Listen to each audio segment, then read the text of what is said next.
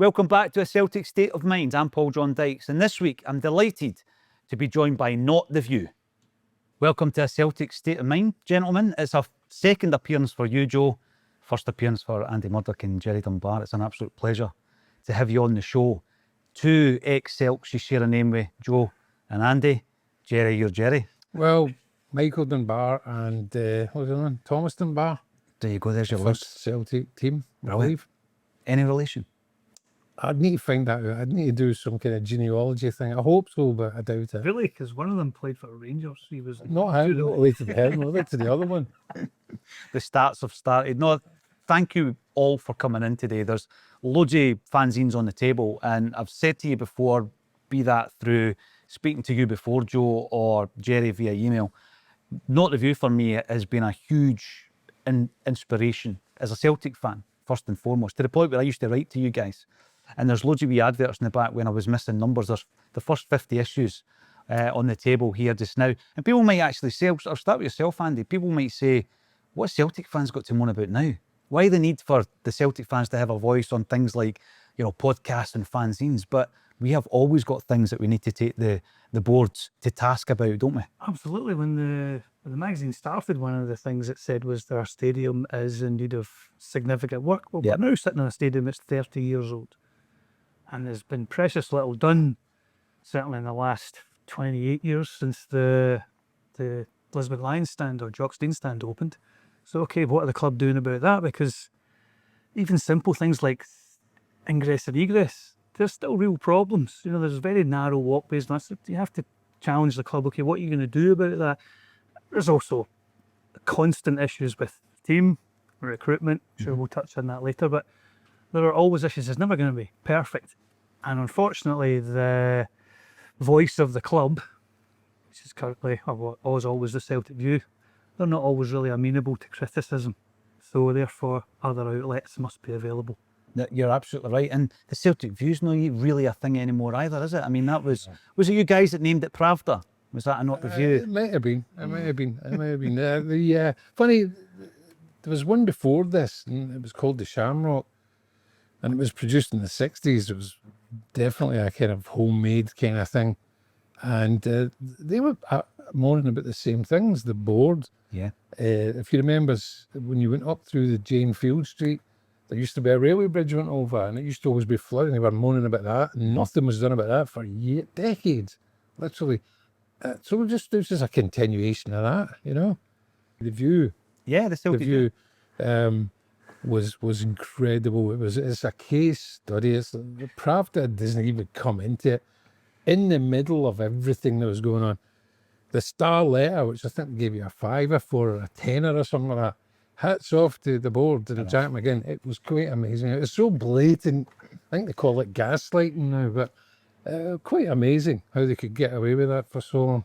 But as a concept, a club newspaper that puts Celtic first, the Celtic View, as it were, great idea. Yeah, yeah. Well, Jock Stein was right behind it. He wanted to use it as a platform to against the media and put it out. It's an absolutely fantastic idea, but it just obviously flipped.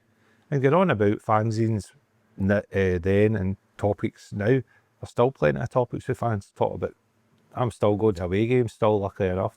Massive big issues about ticketing, how we're treated, everything. And it's the club don't do anything about it. You've got one guy, JP, fan liaisons officer, who tries his best, but he's got his hands tied. He can't say too much. He can do as much as he can, but we're going to this hole on Sunday, no different from any other week. We're going to get pelted as usual. The cops won't do anything.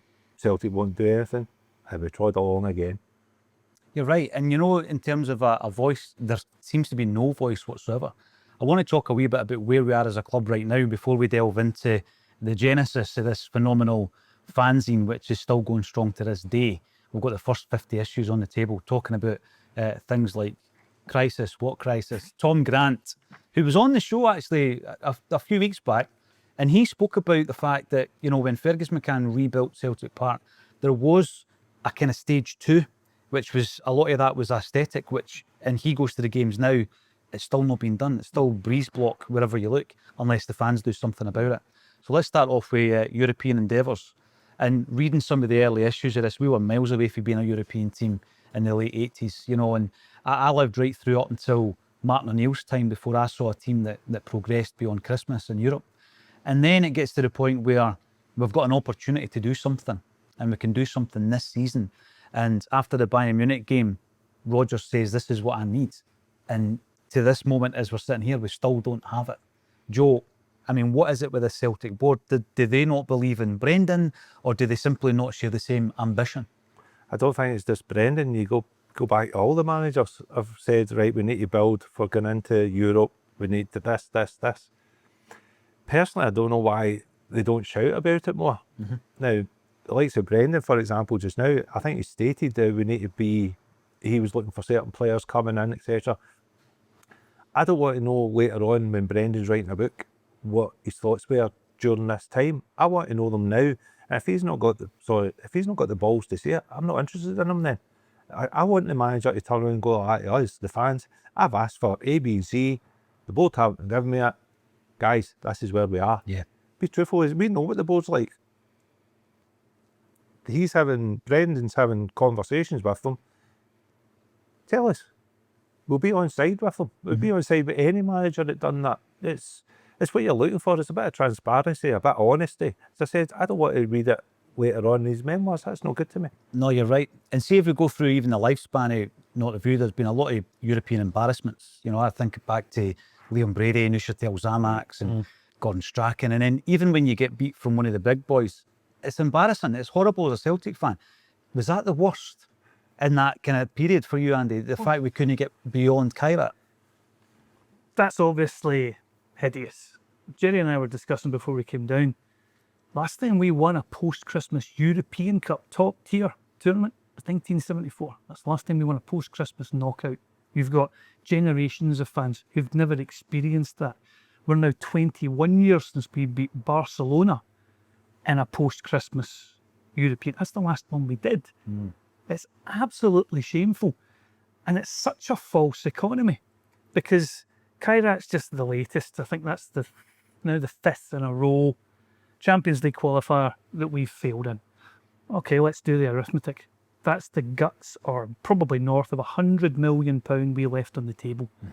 And if you invest, let's say 6 every window, 6 or above what we did in those windows, say you don't get into the Champions League one of those years, you're probably going to do a hell of a lot better in the Europa. Yeah. So it's such a false economy. It's such a ridiculously risk-averse strategy. And what they do is they bring in a Bio or a Skepovic or whoever these guys that we, bargain basement guys that can't even cut it in the Premier League, never mind Europe.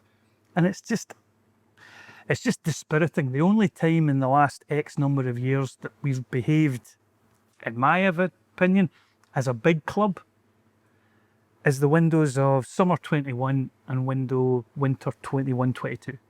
And that's when Angie's first year, and we had a couple of misses. James McCarthy didn't work out the way anyone wanted to. I think we bought a couple of boys from Chef Wed, didn't go anywhere.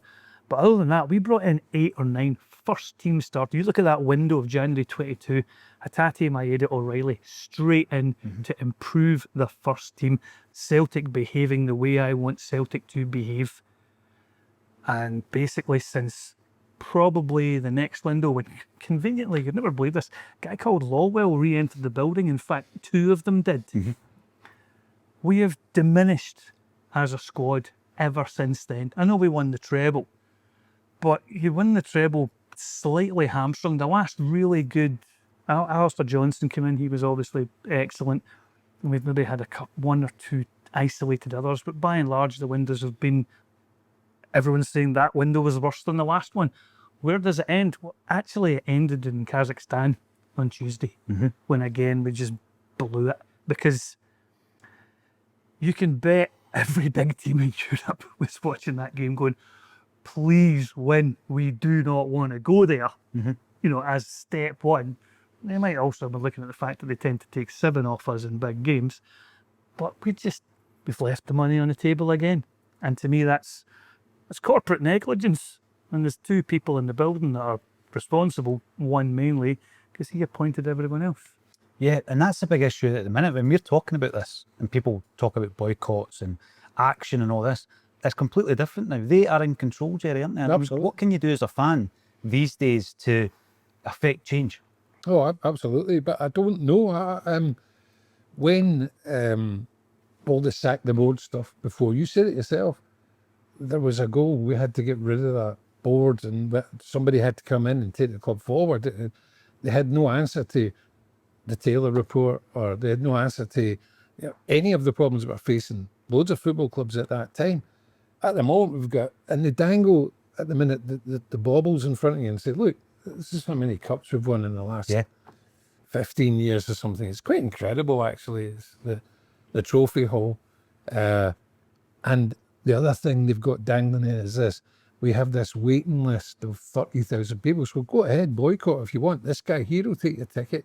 No problem. As fans, we seem to be in a tight spot, really.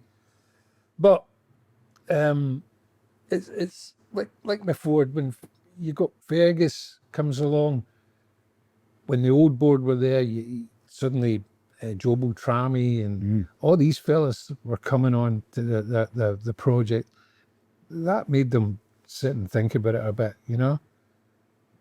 There was a banner outside Ibrox this morning I got sent a picture of, which said, sack him now or the seats will be empty. And I replied, seats are already paid for.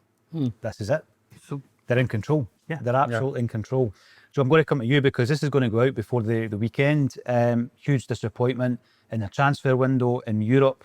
And there seems to be this attitude from Celtic that, but as long as we beat Rangers, we're okay. Yeah. And you know, the more and more Celtic fans I speak to, that isn't okay. That isn't enough for us. No. It's, well, look at the results last season against them. It's quite, a lot of people will probably cringe when I say this, but you don't need to beat them 4 times a season to win the league. So that's not the games you need to really go out and go, we need to beat them. I'm quite happy winning the league, don't get me wrong. You want to beat them as well, of course you do. But that isn't the game anymore, just us and them. That's for them now. They basically act the way they accuse Aberdeen of playing against them and stuff like that. Aberdeen only try against the Zombies and it's 4 times a season. They don't. That's what they are with us now. Yeah. That's the way I see it. But I know other guys, mates of mine, will just say, no, we need to beat them no matter what. No matter what is winning the league for me. Obviously, you don't want to get beat with them either, but you win the league. And then this is the whole kind of, you need to go back to touch on, you win the league, you need to then progress and build. And our boards, they've done it. One is Ange came in and says, bang, there's the players. But this is our model. I'm not surprised with it, not shocked with it. I'm not shocked with that result either. This is our model. This is what we do. And these guys in the board just cannot see it. And there is some of the guys in our support, as Jay said, we have won remarkably over the years, so many trophies. That is not pushing us on. We're winning. Yeah, that's great, but we still want to step. And the step is Europe, and we're not doing it at all. Nowhere near it. I even look at, you know, what Bruce did to Rangers of the night, as well as it being tremendous to watch. You look at what they did to get to the point compared to last season. Sell big players, that's fine, but bring in other quality and enhance the team. I think they mentioned they'd brought in 40 million worth. I'm rounding up, but I think it was brought in 40 million worth and they'd sold 90. Okay, that's a player trading model. Yeah. And we're not even close. No, we're nowhere near it. But you hear often in the news or in the transfer news and stuff, such and such club wants to buy so-and-so, right? But his club won't let him go until they've bought so-and-so from this club. Yeah, this wee merry-go-round goes on, but no club just goes, yeah, have him, buy him, whatever. Who are we getting now? Let's wait until there's only a week to go in the transfer window and we'll get a bargain from somewhere, we'll get somebody on the cheap. It's ridiculous. I know, and it continues. We're always told there's certain bloggers out there who are very sympathetic to the Celtic executive, shall we say. I wonder who you could meet. And they're always saying, you know, a lot of business happens late in the window. Not with us. Como came in for Nicholas Kuhn. We couldn't get him out the door quick enough. No. Whereas if we're working to that paradigm that he suggested, Como are interested. Let's hang on for a couple of weeks just in case Inter come in or Juve come in. Maybe that 15 can become 22, 20. No. There's like, Nicholas, here's your ticket. There's the door. Off you go. without a backup plan, even in someone's head. Ridiculous way to do it. No, it absolutely is. I want to go back to the brainchild that was not the View. Jerry, the last time Joe was on, he said you were the mastermind behind this. And did you come in for issue 3, Joe? Is that right? Yeah, it was around about 3 hours. I got in touch with you guys, I'm sure. That's when it all started going down. It's when it got shiny, it was paper up to Yeah, they're in there. Yeah, we've got the initial editions. Just check them oh out. my Look at that. God. So you've got the It's issue 1, Yeah. issue 2 on green paper, gents. And then obviously from there, we managed to get to the glossy. This is when Joe comes in. He makes it all look shiny. So just talk us through it, because, I mean, as I say, hugely influential. I'm a Fifer. I remember a boy coming in, I think it was issue 13 or 14, into the school and saying, you read this? And I'm reading it, and it's about the board and all this. And it really educated me. I said this before. It educated me as a Celtic fan, not just about players, but what's actually happening as a club and on the board. So, Jerry, talk to us about it. I mean, you created a magazine for the malcontents. Correct. It all started a Falkirk game at the end of the season. What season was that? 86-7. Right, and we're all in the bar, the Horseshoe, and we were complaining about the View. It was really terrible. It was a terrible time. Davey was, and so on and so forth. And so some voice from somewhere goes, let's do our own magazine. You know, great idea. That's a great idea. Went in the pub on a Saturday night, 11 o'clock. But for once, we actually followed through on it. Now, George of the Jungle and myself, we had no idea, how do you make a magazine, you know? And you can see it's all glued. I borrowed a typewriter, and it was literally glued together. These bits of paper were cut out, glued together, given to a printer, and he comes up with this. And him and I went down. I think we were playing Rangers that day. It was the day that Billy Stark scored 1-0. And George and I went down outside the Jane Field Street and just held it up and went, sack the board. And there were screens of people coming towards you, you know. And I can't remember how many we had. We had about 100 each. And it sold out in about 10 minutes. And then issue 2 is when the letters start coming in. Yeah, yep. People going, you know, I can help you with an issue. I can help you with this, and so on and so forth. There was a huge amount of people out there who didn't like the board, wanted some change and all that. But not just anybody, like, you know, economics. You don't know anything about economics. Guys who knew about that kind of stuff, finance, all that kind of thing. And we had the idea of getting the club's accounts, right? Yeah. Now, these days it's all published in the annual report and all that. But back then, I think it was George had to go to the National Library of Scotland or something. We're on microfilms. There was something out of John Le Carre novel, it really was. And we found it, started publishing figures and stuff. Folk were reading it and going, whoa. Because an AGM up to that point was the Kellys and their pals and their relatives. You have a vote, and then you get the chicken drumsticks and a cup of tea and away home, and that was it. But gradually, you know, the snowball started rolling on, and here we are now. Almost 40 years later. Yeah. It's incredible. Yeah. It's proper punk though, isn't it? Joe, I think we spoke about this the last time you were on ACSOM. That, you know, fanzine was really a punk movement, wasn't it? Yeah. And this was similar to that. Well, that caught my eye going up Janefield Street, and I bought it. And it was like private eye, kind of the punk fanzines that really appealed to me. And I had to get in touch right away, and I think it was like I wrote a letter just saying, look, you need any help with this, agree with everything in it, brilliant stuff. And we met up, I think, again in the Horseshoe, and just threw a few things together, and it just felt so street, you know, away from everything that you'd seen before, round football, you know. I grew up with Shoot and all that. It was great magazine stuff and all that, but there was never anything hard in it. There was never anything in Scottish football or any football that gave you that hard street kind of punch, you know. So it was absolute, to me, it was just like, wow, this is what I'm about as well. And I think a lot of people, when they seen it, that's what they thought. But there was a few guys as well going down with that sort of stuff. Okay. You know, we've still got it just now, but there is. Yeah, you can't criticise Celtic in any way, as far as some people are concerned. It's sacrilege. Selling it. Done these guys at Needs to be stake. challenged. You know, you can't cut mate, are you quite happy with what's going on? This is clearly not right. No, but I mean, even at the height of the boycott, there was still people going. yeah. Yeah, that's They just exactly right. refused to boycott. I think it would be the same now, especially now, as you said, Andy, you've got your ticket, you've paid up front. Absolutely. You're not going to, like, you're basically just going to say, don't tell me how to support my football club. There's going to be a lot of people like that. Absolutely. I mean, the thing I liked about the magazine, I didn't see the first one. I actually got the first. I got a copy of the first one. Yeah, I got a copy of it, 50p. Which Jerry's about to hit me for 50p because there was something printed in the Herald about, you know, the hottest thing on Glasgow streets, send off to this PO box.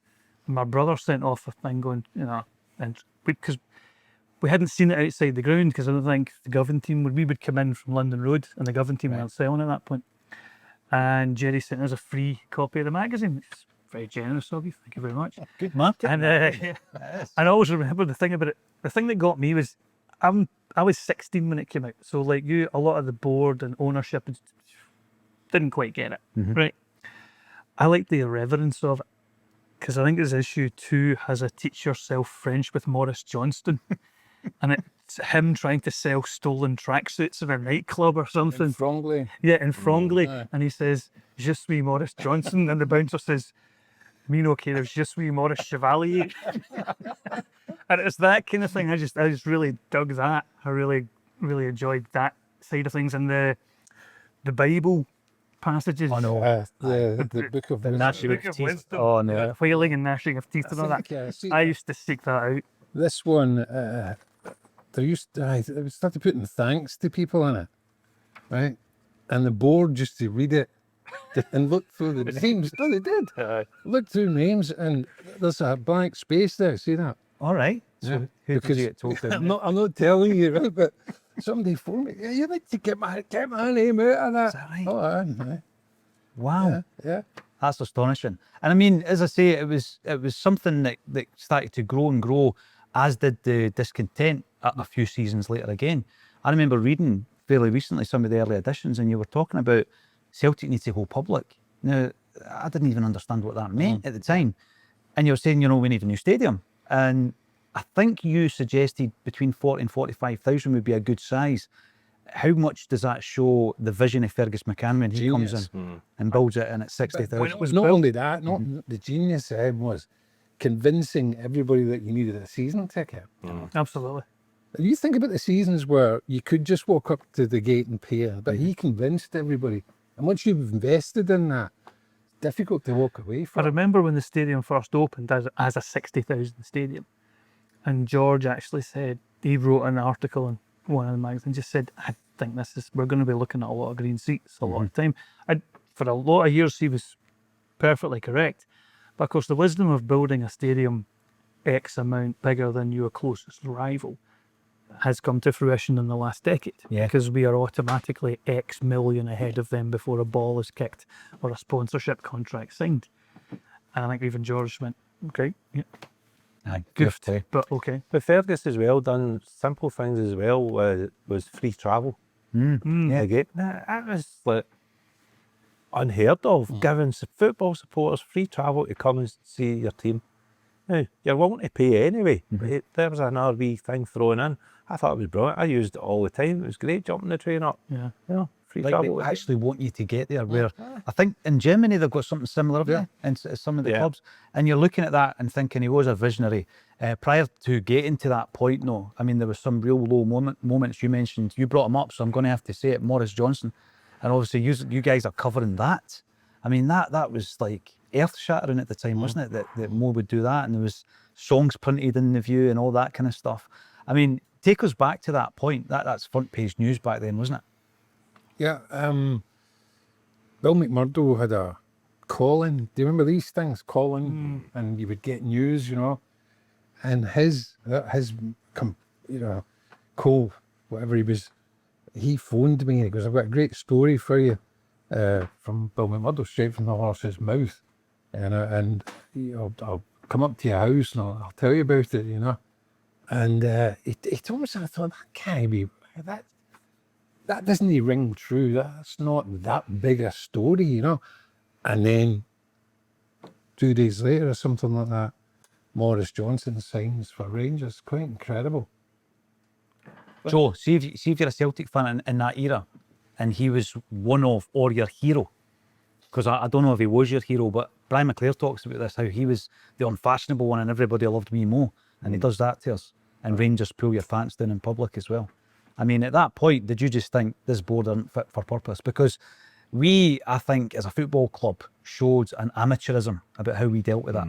I think the thing that got me angry, and it's still really in me as well, is the way he treated Billy McNeil. Yeah. Absolutely disgraceful, you know, a legend. And he promised Billy he was going to play for him. He said he was signing for Celtic, and then he does the dirty on him like that. Not just, obviously, we're all hurting, that really got me about the little rat. Definitely. You know, absolutely disgraceful. Now, fine, that's again nature of him, but it still really hurt. It still does. You don't treat somebody like Billy McNeil like that, and that was the worst.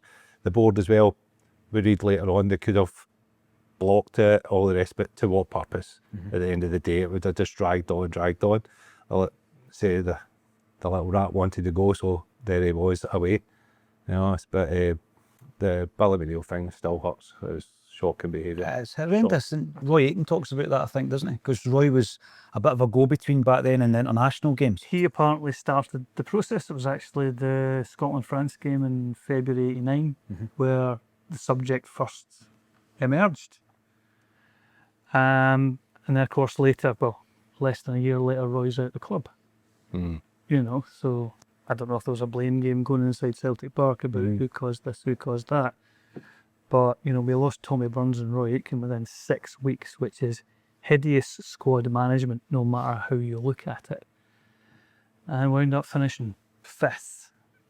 You know, it really was it was the pits, because the next time we finished 5th, Fergus was in, we won the Scottish Cup. Everyone could see that, okay, that was a bad season, but we're on the right track.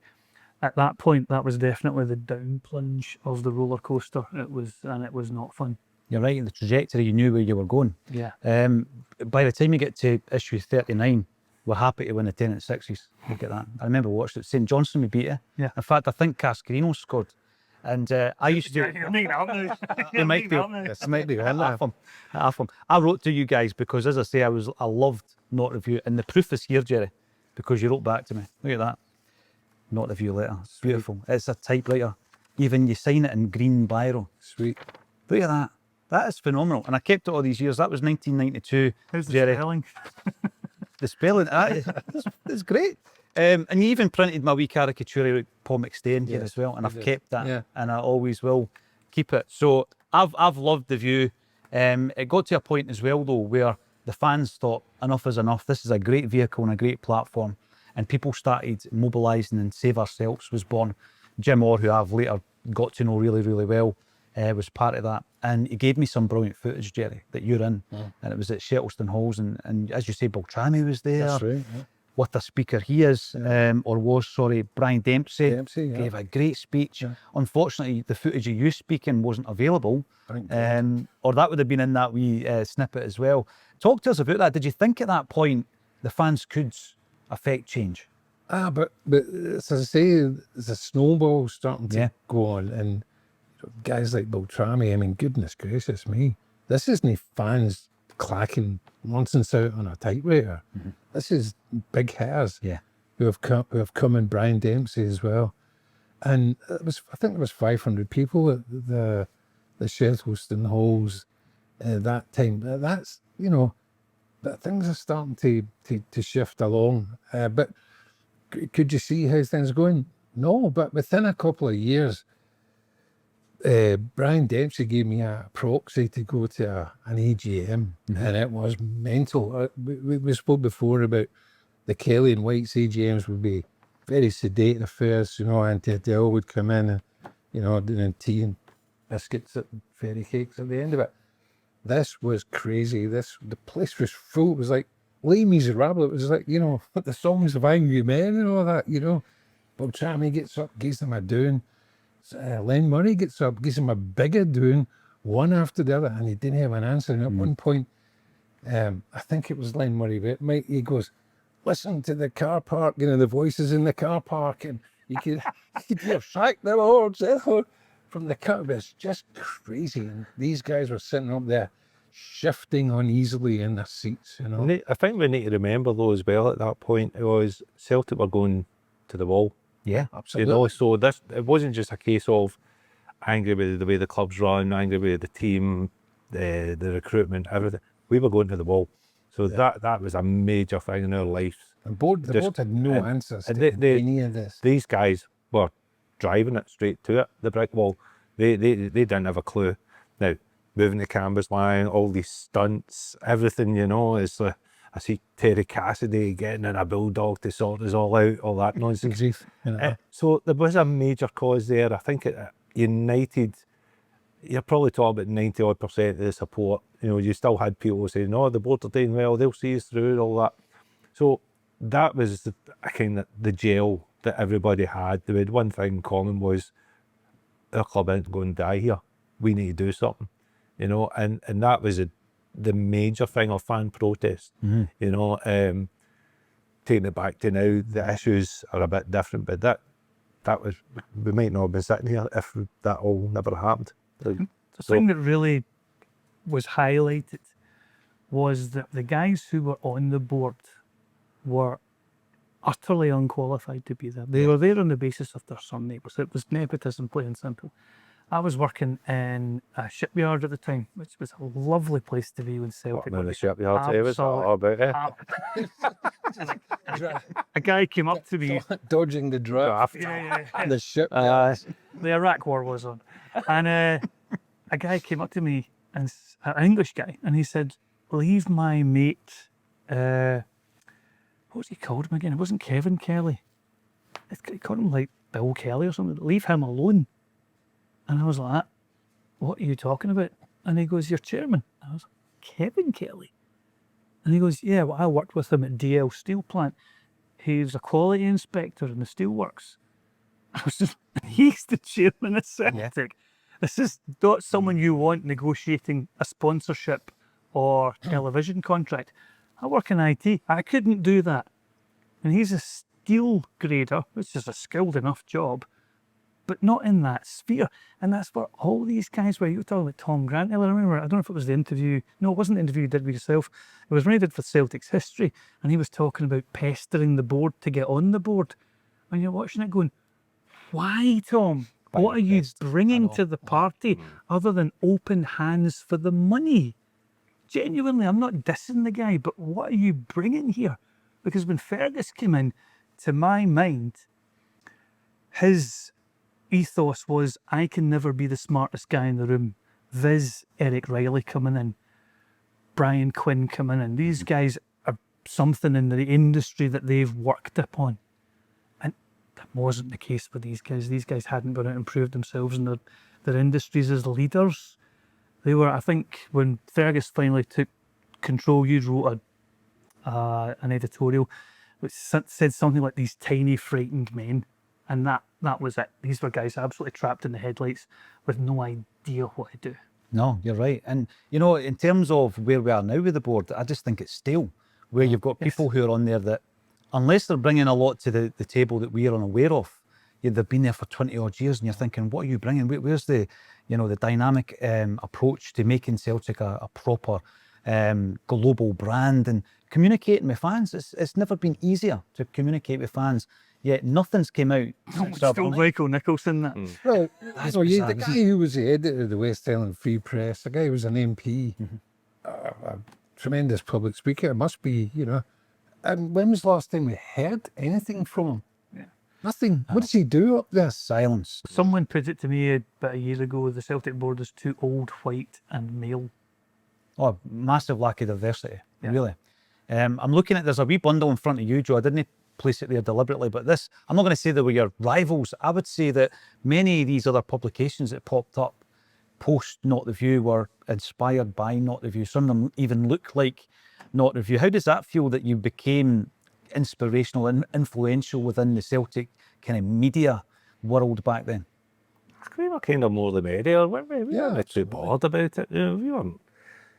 See, to be honest, when you think about how we put this together and what we did, it was like after the game in the pub, talk about what happened at the game, talk about all the things that were going on, phoning each other up the next day because we forgot everything we talked about because we were drunk, right? Throwing it together, having a great laugh doing it, So these guys coming along doing their spots didn't bother us one bit at all. You know, we weren't the elite, we weren't the board going, this is us, you read us, nobody else. You do. But it was, of course, it was great. It was great reading it because you got other wee bits of views that you maybe never thought about and all the rest. And more the merrier, we kind of thought, because we cemented what kind of place there and we weren't kind of too chuffed with it. I'm going to ask you a few anorak style questions. As a big fan of your publication, every so often, normally at Christmas time, you get a poster. Now this one here, So honestly, why do you not do one now? Joe? look at this. It's brilliant. What a work of art this is. Look at that. Yeah. Absolutely stunning. There's McGinn with the biscuit tin in the bottom. Yeah. Absolutely incredible. And again, art-wise, who came up with the idea to get somebody to do this caricature? I have no Stunning. idea. There was somebody at the print house, and I know a guy, he'll do a poster for you that's 100 times better than anything he could do. So he goes, I said, yeah, fine. And I believe, and I'm sorry, but I cannot remember the guy's name, but I believe he has gone on to great things. I believe he's well respected and well renowned in that art form, the comic strip thing. Did you get the original? No. No, I he didn't, didn't. no, Wow, I no. wonder where that is. I didn't. I don't know. I wouldn't slag Joe's efforts because Happiness is scoring against the Huns. You know, that was, It used to be up my wall. aye, it's been up on a lot of folks' So my walls. wife told me to take that down. To be fair, I had to go through all the playing for Celtics to get the old photographs of us playing that mob and old favourites that I remember. It was good stuff, that. The thing is, well, though, Joe, the sign of the times, that was when it was all right to call them Huns, and then there was a period where nobody was allowed to call them, and now it's all right again. What do you make of all that? Politically incorrect to use the word We Huns. stopped, did we? I did. The word Hun does not appear because they died in 2012. So they actually want to be called Huns now because it reminds them of the old days when, Brendan best Malai's cause. The best argument about that is Morris Johnston wasn't a Hun, then he became a Hun. Tam McAdam isn't a Hun, but his brother Colin, so sadly passed away, is a Hun. Alfie Corn. Alfie Colin used to be a Hun. It's all right now. Yeah. Danny McGrain? No. Straight out of Drunk Chapel. Hado Glitch? No. Uh-huh. I know, you're right. You weaponised it, didn't They you? used to could use swap whatever they want, fanzines with a lot of the clubs that have Aberdeen fanzine. That used to be much, much worse in terms of Hun abuse than Not The View ever was. They used to go really to town on them. Yeah. Do you remember the Rangers fan got in touch with us? The fanzine? World Shut Your Mouth? No. Do you not remember that? Is that? Aye. I remember the fanzine, don't remember. Aye, he sent a letter in saying, I like your stuff and all. I want to do a Rangers fanzine different from what you expect and any tips and all that. I think we put it in the tips. Take a long walk of here. At its absolute peak, what kind of numbers are you talking about with letters and stuff like that, Jerry? Were you getting a lot? Letters? Yeah, correspondence. Yeah, quite a few. Yeah. What other outlet did you have? You know, if you wanted a letter, and I would made a point actually of publishing any letter in support of the board. But I think there was only about one in the whole history of the thing. From a Mrs. McGinn. I mean, it was like that, you know. And it was, I think it was, I want to say, like, tone it down a bit. You know, this is a bit kind of over the top. I think the worst kind of feedback we got was for the Embarrassed the Hoops. Oh, that's one of the best features. It's a great feature, but we got a bit of grief for that. Yeah, I wish I hadn't done that, to be honest. I mean, these guys, they don't pick themselves. That's exactly. Something like that. And no, it's embarrassing. Embarrassing. As a reader, I've got to say, I thought it was tremendous. I thought it was really funny. And you know, because I was a wee bit younger, they were telling me about guys so again, you were educating me about guys. And I went on to interview Willie Garner, and I think I brought it up, and it still hurts. It still hurts to this day. Sorry, Willie. It wasn't meant in a bad way though, that was the whole thing, but people did complain about that. Say, that's not the way you treat Celtic men, but it was totally tongue-in-cheek, nothing to do with the actual individual, you know, it was just like... The Jim Melrose one was excellent. I can't. Celtic players, you know, Every single one of them, I wanted me to do well. There was one guy in the whole history of the club that since I was watching, I just couldn't take to, was that fella. Jim Melrose. Yeah. Interestingly, we spoke to Chalky and Peter Grant recently, and someone asked in the audience, you know, you get that question, best player you played with, and all that. Someone said, who's the worst player at Celtic? And Granty wouldn't answer it. He's like, no, if you wore the hoops, you're a cut above. Chalky goes, even Jim Melrose. Where is he now? But was he not Lenny's agent at one point? Oh, goodness. Passed, but I just remember reading that he was taking his son to Ibrox. Is that right? Yeah. That was at Tandis the day he threw up. Centre stuff there. I mean, that's not what you want to see for your striker, is it? But Jim Melrose. And the thing is, we had the save ourselves, and you know Jim Orr, and he's very much like, you know, he's a numbers guy and everything's thought out. And then obviously you had the next movement, you know, Brendan Sweeney and Matt McGlone, and they were a different proposition. I felt they kicked the door open, and it was more of a, right, you know, time's running out now. Yeah, I don't know Brendan Sweeney, but I think he doesn't get the credit he's deserved. Because I think that... The same goes for Billy Wilson, I thought. We were Yeah, old, well, because he first approached us, didn't he? That's right. We had a meeting with him. I think the first one, Save Ourselves, it was kind of the stepping stone for that. Everybody was kind of going, well, what do we do? What can we do? And he's saying, obviously, Shelton kicked in, the big hitters. That was massive. We even had some of the media coming and giving us tidbits and all that, and try to get on side with us all and all that. Very good Oh. at that time. Aye. Really good. In fact, if you remember talking about the old board and stuff, remember they unveiled this Jeffenor plan, remember that? And I remember the guy who was frontman for that, right? And within 48 hours or something, Patrick Nally was the very man, and within 48 hours, not only had it been trashed, Nally was going to be up in charges of racketeering and all that, in the States and stuff, but that was the press doing their job. Yeah. This is a pre-internet age. Yeah. And one of them told me, quite a well-known one, that when I interviewed him for the magazine many years ago, and he said the two things that sell papers, bad news about Celtic and good news about Rangers. You don't get the two things mixed up. But the thing is, it totally backfired. Yeah. Because if you consider the Sunday Mail parking a hearse outside of Celtic Park, you can't say that didn't have a galvanising effect. Conversely, in 2010-11, as the sheriffs are turning up to serve papers at the front door at Ibrox, Shredding machines and all that. and there's basically it's verboten to even talk about that. So from a press point of view, they literally sleptwalked into the administration, which currently led to, and we all know the rest. But the idea that, you know, the press would highlight Celtic's demise so clearly, just highlighted it to people who maybe wouldn't have been aware of it. So you got a critical mass growing. Here we are. You're absolutely right. It's amplified. And the thing is, post 2012, the way that they have whitewashed what happened as well proves what you're saying. Unbelievable. But I think that's why we should always take them to task, Joe. And I don't mean look for a negative with Celtic, but right now I look at it, I think stadium is a massive issue. Recruitment is shocking at the minute. The academy's not working, and the communication with fans. So the ownership as well.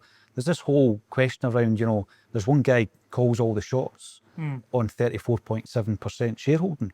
And that's a big issue as well, because nobody can compete, nobody can get 35% because you're talking millions and tens of millions of pounds. Yet he runs the club like he owns the club. Is that an issue for you, Joe? Or do you think, well, you know what, better somebody like him than some faceless entity coming in from nowhere who doesn't care about Celtic? No, it's just that things have to change. You need somebody to go in that directors meeting with fresh ideas, fresh new look, and also a plan to take us forward. Kind of like what Fergus done, a new stadium, blah, blah, blah, but it's different issues now. But obviously stadium still needs done up and all that. But we need new faces in there. As we've touched on it and said before, it's all old white guys. And it is like a family again. Yep. They're not in name as such, but that is the core. It's like a family sitting there saying, we will not be judged on anything. Yeah. You know, look at that trophy hall there. We've done all this, done all that. Of course, we were all part of it. We enjoyed it. We loved it. But all us want a wee kick on for that. We don't want to just, that's our season end, and we go, like last season, well, we missed a treble because we were that poor against Aberdeen, that we're not got a team there, a squad that was good enough, a manager that didn't do the tactics right, a board that's not invested. That's not what we would do as fans, and they're certainly not producing it as a board. So we need fresh faces in there. We need someone, you want somebody to be as passionate about the club. You don't want somebody for the Far East with loads of money to pump in, and that's not us. Just not us. I couldn't do that with Newcastle. It would kill me if a guy came in. It's not for me. It's not us at all. There isn't hardly one club in England that still has a soul left. Yeah, That's the problem. I don't think. I think they would walk away. Yeah, I couldn't stomach that, man. You're like a franchise. We would fight it as much as you could, but you do. If a sheikh came in and went, "There's your money," some of our fans would be happy. I'd be devastated. That's You lose your soul. That's exactly it. See, when it's kind of rumblings about the Celtic Trust, though, at the moment, trying to kind of get people who have shares but don't bother. I used to go to the EGM, but you know, it's a joke. Yeah, These days, it's an absolute joke. if you've ever been to one, you know, they'll take votes on board members or chief executives, whatever. And Remuneration, that's the one. who wants such? Who's in favour of such and such being voted on again? It's just No hands whatsoever. okay. Well, we'll take the vote count, and it's 500 million in favour, and all of you against. 300 against. Yeah. You know, and it's that. So you do feel as though you're kind of I think the big thing with the trust is what their aim is makes sense. Yes. They want to have some kind of influence, but the influence that certain individuals have already at the club is so huge that financially it becomes a real issue. I mean, you can't go toe to toe with Dermot Desmond. Yeah, even standing up to them at the AGM, to be honest, it just goes over their head. Yeah. You can say anything you want to them, and they just go, at the end of the day, we walk out here, you're nothing, I'm still on the board, we're still doing what we want, bye-bye. It comes down to almost the same thing from the previous boards that we're talking about. What's your criteria for being in this board now? Yeah. What are you bringing to the club? Yeah. What asset? And I can't see it. As Jerry said, you know, you've got former MP there, silent, never hear a word from him. I actually can't tell you too many of the other members of the board now because I don't see what they're doing. I think Michael Nicholson spoke once, and it was when Brendan was unveiled. Other than AGMs, spoke once publicly. And you don't want a Sunday night statement. You don't want something every week, but you want more than one comment in 2 and a bit seasons. See, when Fergus took over, and honestly, I remember it and just thinking to myself, it was the first time I got a season ticket. It wasn't even a consideration. And I remember seeing the advert at half-time in the World Cup final in 1994. Celtic advert at half-time. The guy was a visionary, and I bought my season ticket. It was 95 quid because I was only 15, I think, at the time. And I just jumped on a supporters bus from Fife. When Fergus took over, was there a meeting between you guys where you thought, the Rebels have won? We don't need to do this anymore. Was there ever a consideration? You did an interview with him. With Fergus, yes. At Hampden, underneath a portrait of the late Her Majesty the Queen. God bless her, always sailed in her. Bless her mom.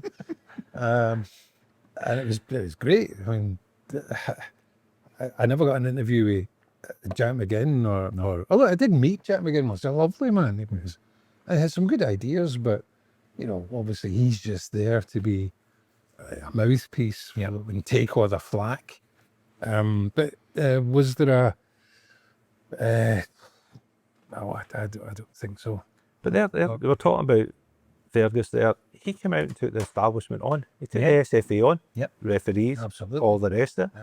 Now, a couple of seasons ago there, we had Celtic players attacked at Ibrox, or as I said, I'll go there on Sunday, we'll get everything thrown at us as usual.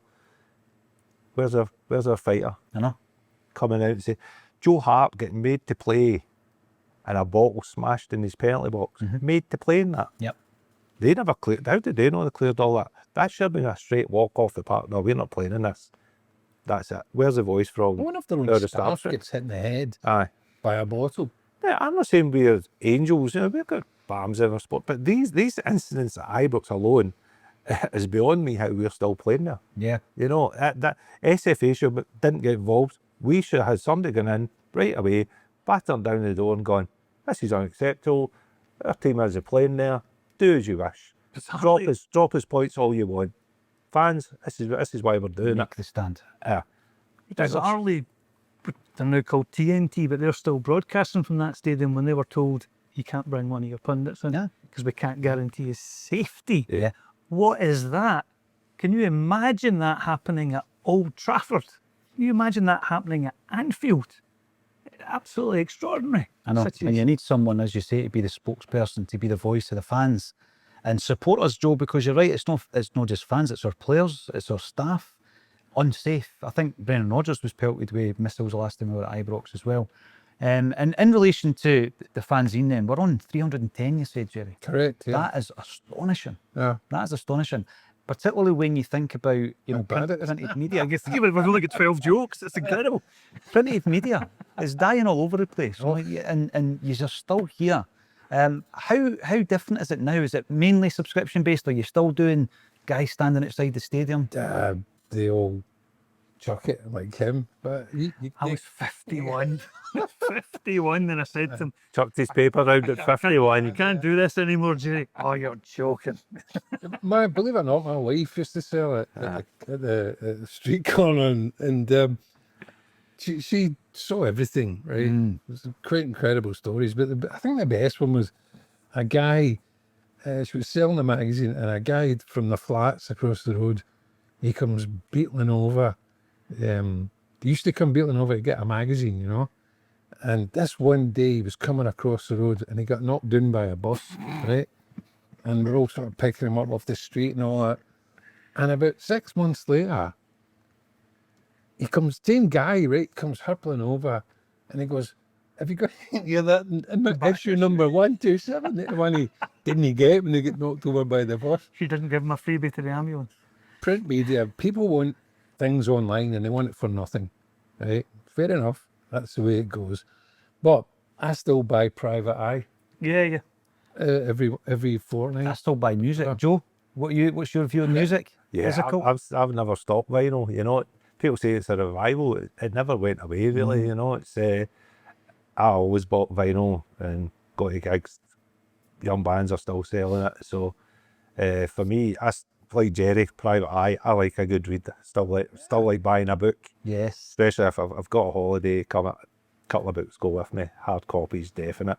I've not been posh about it, or I don't like the new. I just like a hard copy. I think you can have both. It's great. There's a space that, yeah, You know? it doesn't have to be one or the other. Yeah.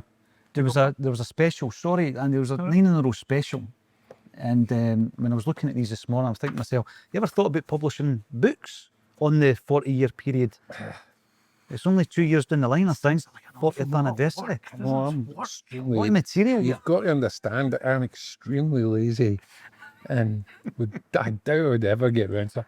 I wrote a chapter for the late Tom Campbell. I think it's called 10 Days That Shook Celtic. Yeah. Is that right? And when he phoned me up, he gave me a few options, but my chapter was about Morris Johnson, Right. as it turned out. It's good, you know, even though I say myself, it is quite good. But that was blood, sweat and tears, man. Really, blood, sweat and tears for 10 pages or something like that. That was just exhausting. What a gentleman Tom was. Lovely, man. I've tried numerous times to actually sit down and have the focus to kind of pull the 90s into. Yeah. I just never really got. But see that 9 in a row, the abuse after that came out. I had more than one person come up to me on Janefield Street and go, "That was a swizz. I'd already bought those 9 magazines." Really? But Yeah, genuinely. Andy's written a lot of stuff about the 90s. Yeah. And we're putting that together as we sort of like, you know. So we seasons, and I think we've done about 7 or 8 Yeah. now altogether. It's a sobering read for anybody who never lived through it. What you need to remember is this was done just through the joy and love of Celtic and wanting something done as well. It was never seen as, and I don't think we still see it as anything else, ever. No. It was us getting together, chewing the fat, drinking, forgetting what we talked about, having to go back day or again, and we ended up stopped meeting in pubs because we couldn't remember the conversations. It'd be bits of paper, and you'd wake up the following day and just go, I have no idea what that is. Absolutely So no nobody idea. can get blamed for the So- embarrassed of hoops. No. So that in a way still goes back to that kind of street view. I know it's printed lovely now and it's all that, but it still had that. It's still got a street view kind of feel about it and a kind of punky private eye attitude to it all, and I think we're happy with that. Yeah, look, anybody who watches your podcast and who thinks, yeah, it'd be cool to get something in a magazine, wouldn't it? Because it goes, one of these goes to the National Library of Scotland every month, and another one goes to the one in England. You've got to, it's the law, and you can't charge them money for it either, unfortunately, but it's there in print, it's there forever. Yes. Once your cartoon that you sent, it's there forever. You can't disown it now And I and can go, assure you, the first article that I submitted to Jerry, we used to play five-side football, and I remember I wrote this article, I think it was in 1992 or something, so it was handwritten. I didn't even have access to a clapped-out typewriter. And Jerry was an English teacher, and I remember thinking, I'm just going to get this blank with loads of red pen through it, because I'm not thinking that he's going, I've got 36 pages to fill. I'm thinking he's going, I've got quality standards to uphold. To be fair, Andy, it was green pen. We still set to the green And I pen. handed it over to him, and he just went, oh, thanks a million, because 2 pages down. That he didn't need to write. Exactly. anybody out there can get an article or a letter or something and not the view, no problem. To go back to the thing about digital versus print, I remember this is about 12, 13 years ago. Guy came up to me outside the ground after the game, selling, and he goes, this is the last one I'm buying. And I was like, oh, well, thanks for your custom. Great, no problem. If you don't mind me asking, what's the motive here? And he goes, you don't do enough rumours. I was like, mate, we're out of date the second printing press is turned. Tom Rogic can get a parking ticket in Bath Street. Someone will know about it in Melbourne 10 seconds later if Twitter has it. Yes. And he just didn't quite have that concept. He was harking back to 1990. He went, oh, what's going on here? Or such and such. It's a different universe. It is different. I want to tell you something, Joe, before we wrap up today, because you're a Clash fan, aren't you? Yeah. Big Clash fan. And I always love trying to find the connections between Celtic and the arts, right? And there's a great bit of footage you might have seen when Mick Jones is wearing the Celtic away kit That's right. in Right. 1989. Big audio dynamite. Yeah. Aye. On French TV. And when I saw it, I thought, right, what's the circumstances? This guy having a Celtic away jersey when we were rotting and wearing it on French telly. And we done an interview the other week there with a musician, John McLaughlin, who got a chance to speak to the Clash when they were recording. And what struck him is that they were massively into following Celtic in the 80s when we were absolutely dross. Right? So they used to have a wee TV in the rehearsal room watching old Celtic games. Have you heard this? The Clash split up. I knew about, obviously, Mick Jones. I might have seen that footage and just been stunned by it. Like, it was big audio. And I never knew the Clash. I knew they always went out and played football at the breaks. They were right into kicking the ball about. Aye. It's a bit like Bob Marley. He was right into Celtic. I love know? that story. Cracking. And I was talking about Gil Scott Heron the other week as well, about that connection and all that. I never knew that the Clash were Celtic men, but they certainly look like Celtic men. Yeah. So they split up because they couldn't agree on who should be playing against Jim Melrose are following. It was a Falkirk away, they fell it. An argument about Jim Melrose. Jim Melrose, aye. They quite liked the puking up. It was a punk thing, wasn't it? Listen, you've played it down a wee bit, but all I can say is thanks for Not the View. It's been an incredible inspiration and influence on a Celtic State of Mind all these years later. And we'll always shout out Not the View and the influence that you guys have had and continue to have. So thanks very much for joining us on a Celtic State of Mind. Absolute pleasure. Pleasure. Thanks again for joining us on a Celtic State of Mind. Join us next Friday at 6 o'clock for This is ACSOM.